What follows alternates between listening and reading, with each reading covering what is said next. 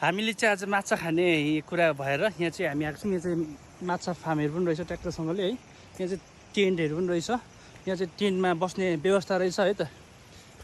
हामी चाहिँ मैले जहिले पनि यो चाहिँ भिडियोमा देखिरहेको आज चाहिँ प्रत्यक्ष देख्नु पाइयो है। एकदम यहाँ चाहिँ हामी दाइहरूसँग साथीसँग घुमाएर यहाँ चाहिँ तपाईँको माछा फार्मै रहेछ पुरै।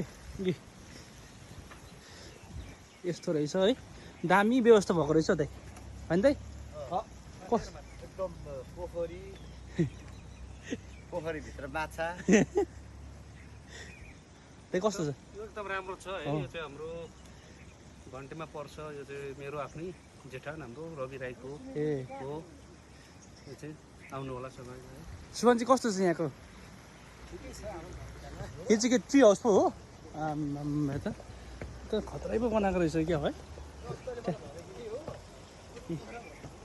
ठ्याक्कसँगले